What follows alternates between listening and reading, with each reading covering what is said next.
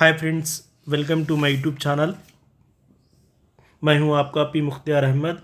आज हम 8वीं कक्षा की पाठ्यपुस्तक में 10वां पाठ है मधुरवाणी। इस पाठ में जो पहले वीडियो में मैंने जो इसमें गोस्वामी तुलसीदास के दोहे के बारे में चर्चा किया है, उसी तरह रहीम मधुरवाणी के पाठ में ही दूसरे कवि आते हैं। रहीम के बारे में हम जानेंगे।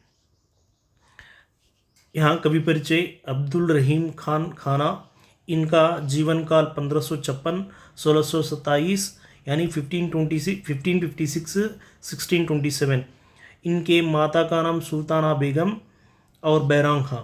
रचनाएं रहीम सतसई बरवई नायिका बेद।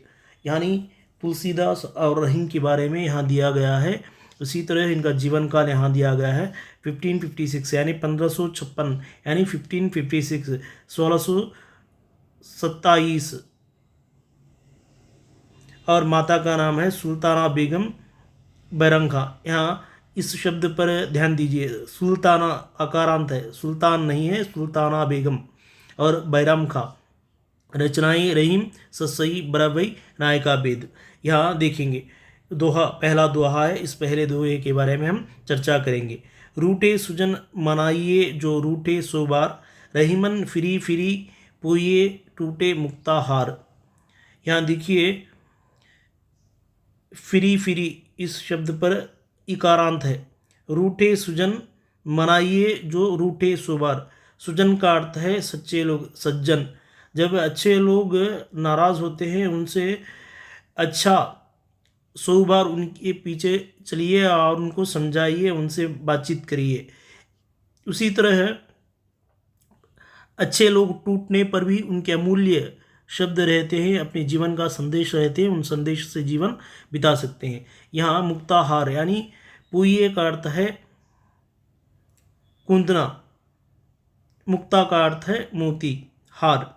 यहाँ देखिए शब्दार्थ सुजन अच्छा आदमी, मनाना राजी करना, हार आभूषण, पोइयो गूंदना, मुक्ता मोती, रूठे नाराज हुए। इन शब्दार्थ पर विशेष ध्यान दीजिए। सुजन अच्छा आदमी, मनाना राजी करना, हार आभूषण, पोइयो गूंदना, मुक्ता मोती, रूठे नाराज हुए। भावार्थ देखिए, रहीम कहते हैं कि जिस प्रकार मोतियों की माला टूट जाने पर उन मोतियों को फिर से माला में फिरो लेते हैं, यानी एक हार के बारे में उदाहरण दिए है। उस उदाहरण भी मोती का हार से उदाहरण दिए गए हैं। जब माला यानी पोती यानी बटन्स रहते हैं, उस हार में हम महिलाएं अधिक तरह से हार पहनते हैं।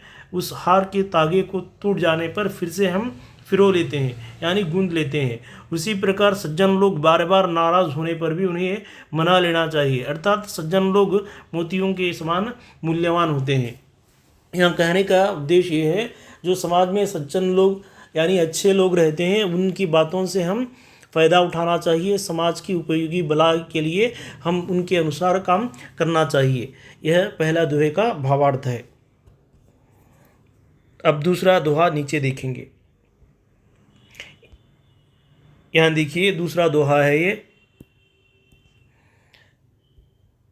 वे रहीम नर धन्य है पर उपकारी अंग, बांटन वारे को लागई ज्यों मेहंदी को रंग। वे रहीम नर धन्य है पर उपकारी अंग, बांटन वारे को लागे ज्यों मेहंदी को रंग। शब्दार्थ देखिए, नर का अर्थ है लोग, धन्य का अर्थ है भगवान, उपकारी का अर्थ है सहायता करने वाला, अंग का अर्थ है शरीर, बांटन वारे बांटने वाले, लागे लगन, ज्यों जिस प्रकार, मेहंदी हीना। इस पर ध्यान दीजिए, मेहंदी हीना।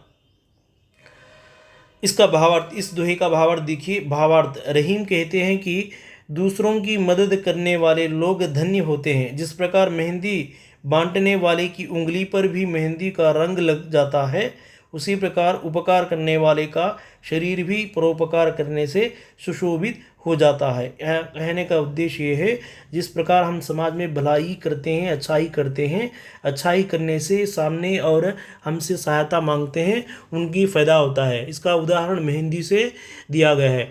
जब हाथों में मेहंदी डालते हैं, डालने वाले के हाथ को लगने पर भी कुछ क्षण के लिए या कुछ आधा घंटा या 15 मिनट के लिए भी मेहंदी लगती है, उस मेहंदी का रंग डालने वाले को भी लगती है। इसी तरह संसार में अच्छे लोग रहते हैं, उनके आगे अच्छाई के कामों को बढ़ाना चाहिए। इस तरह इस दोहे का भावार्थ यहाँ दिया गया है। Thank you friends, like me, share me, subscribe मी। इस वीडियो को अपने मित्रों को शेयर करवाइए, सब्सक्राइब करवाइए। Thank you friends.